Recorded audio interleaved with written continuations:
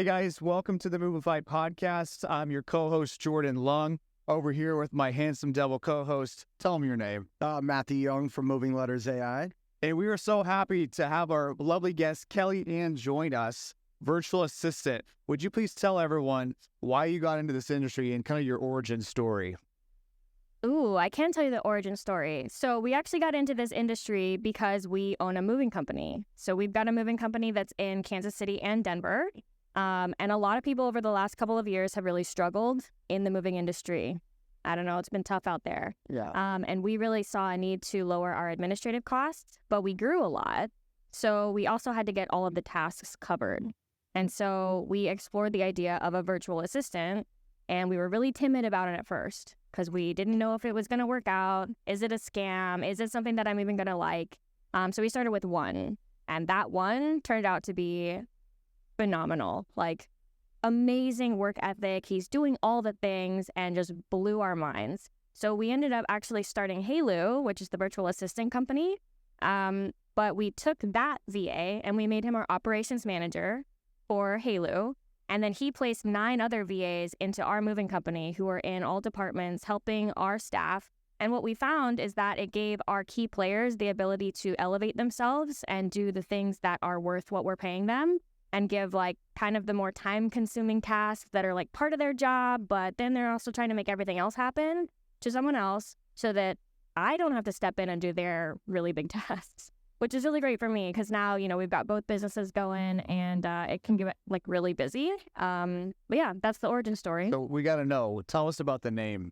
Yeah. So it's Hey Lieu, and we actually put it on the back of the shirt. So originally we wanted to call it Sidekick. But I found out that there's actually another virtual assistant company in the UK called Sidekick. And we also just recently went through the whole process of trying to trademark for our moving company, and it was really, really difficult. So if you have something generic like Sidekick, you're probably not going to be able to trademark it, right? So the things you learn in business that you didn't think about at some point. And so I was trying to think along the lines of, you know, what's kind of like a sidekick? What's your right-hand man? And I just came across lieutenant, right? Your lieutenant's your right-hand guy. But lieutenant's really long. So I'm like, what if we shorten it to Lou, right? Then I was thinking, well, everybody's used to saying, you know, hey Siri, hey Google. But Hey Lieu, it's a lot more friendly. It is your assistant. And then there's also a play on words there because virtual assistants sometimes come in and they are hired in lieu of your US-based employees. So multifaceted there. And then I just like got a bonus in there. We do source a lot of our virtual assistants from the Philippines, and Lou happens to be a very common name out there too. So it worked out great. Very nice. I love it. So tell us, you probably have some case studies, right? Or some people that have said, hey, I saved X number of hours by doing this, or I have peace of mind. You kind of maybe explain a little bit on what are some of your clients' experience after using you guys? Yeah, I mean, it's a really, really long list because virtual assistants are not industry specific. So we've got moving companies, we've got construction companies, we have SaaS companies, we've got electricians, we've got all the things. So it really is a broad spectrum on like what you can get out of it. But ultimately, there's been a lot of struggle recently with people who work from home. Work from home is hard, right?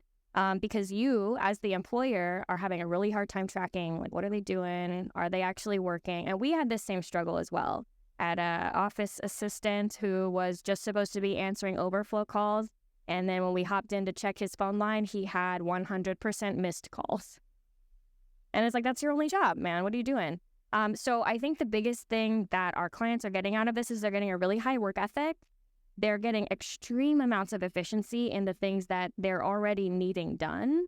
And they're also able to save money on it too. Yeah. So I know that's not a specific case study. That's more of like a generalize what you can get with a virtual assistant. When you go into case studies, I mean, I've been here talking to people for like 12 hours a day at this point, and the number of uses for a virtual assistant is almost unlimited, right? We talk to people about, you know, helping them do sales quality checks, right? You talk to them about, in a moving company, plugging them into operations so they can do logistics.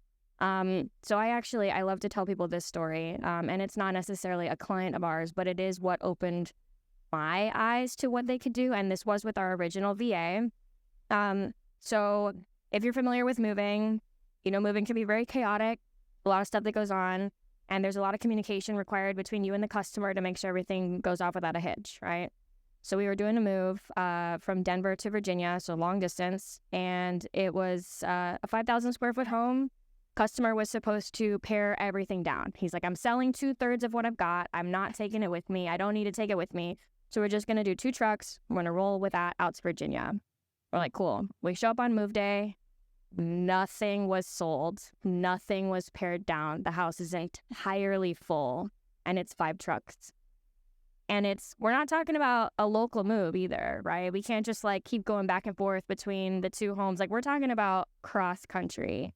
And before anybody on the team could even think about what to do, my VA had already gotten the extra trucks reserved. He got backup U-Hauls reserved. He had figured out who could potentially be available to go, purchased their plane tickets just in case, because you've got 24-hour free cancellation.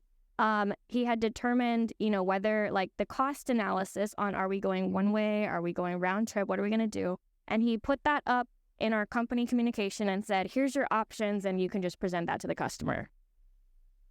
Amazing. Like, are you kidding? So what is something somebody doesn't know about Kelli? Like, when it comes to, obviously we're talking VAs, and I already use Hey Lieu. I'm a newer client within the last few weeks, and I get a morning text every morning from Christine that, hey, good morning. And she's been an amazing part of our process. But like, what about you, Kelli? Like, what's something that somebody doesn't know about you? I'm an incognito Asian, so some people don't know that about me. So my mom is actually a refugee from Vietnam. So I grew up in Guam, which, if you don't know where Guam is, it's about a 3-hour flight south of Tokyo, about 7 hours from Hawaii, about 5 hours from Australia. So that kind of like it's in the middle of nowhere in the ocean. It's a little tiny speck. So I grew up like out there, which is U.S. technically, but kind of overseas. And my mom was a refugee from Vietnam, and so I have kind of that insight into that side of the world. I grew up over there. Yeah. And ironically, actually, like all of my uncles married Filipino women, so I am the one that stands out in my family because I'm the only one that looks white. So, right. And they told me I was adopted my whole life, and I had to live with that. They were like, "Oh yeah, no, you got adopted. Oh, you got switched at birth, and all these things." So that's what I lived with. But yeah, I guess that's one thing that people don't That's very interesting. Well, and I'm sure they can tell, but why don't you pick out one of your favorite tattoos? Tell them the story or one of your tattoos. You're very artistic. Oh, okay. So I don't know if you can see this one. Sorry if we have to screen out the boobs there. My bad. So this was actually a blind tattoo. So I think that's what's really cool about it. So the other ones might have like different origin stories. Like, this is my Guam tattoo because those are the flowers that are all over Guam. But this one, found the artist on Instagram, thought his work was really cool. Books were always closed. And then he opened it up at one point for blind tattoos. So it was artist choice. So you just schedule the appointment, and you could pick like 2 to 3 pieces that he had in his portfolio that you kind of liked, and just send that over and say, hey, I like this vibe, and show up and get it done. Nice. Why don't you guys comment below on the next tattoo Kelli should get? Oh. That's a complete blind tattoo. And maybe the winner, whoever we choose, they put that on Kelli's back or something.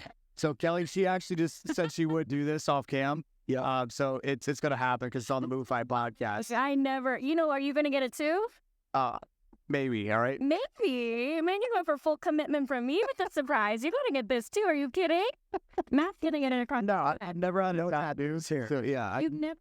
I must be a wimp. I don't know. And just a failure to launch. Oh, or you just like the clean cut look, maybe? I do, yeah.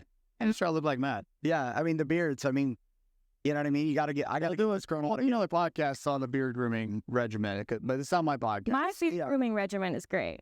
While we wrap up, why don't you tell them how they can get in touch with you, schedule a meeting, Yeah. and maybe just see if they make a good fit for your company. Yeah, for sure. So if you're looking for a virtual assistant, our website is heylieu.com. So HEYLIEU.com. You can book a discovery call with us. And a discovery call can really be very generalized. If you're not quite sure how you want to use VAs, that's totally fine. We can go through a very in-depth process on how we can help you.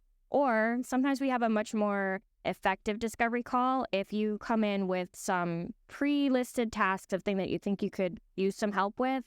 things that you think VAs could help you with. And one of the easiest ways to do that, honestly, is just you or your key players for 1 week, document every single thing you do, whether it's big, whether it's small. You want to document everything you do. And then at the end of the week, you want to take that list and break off, these are the things that only I should do.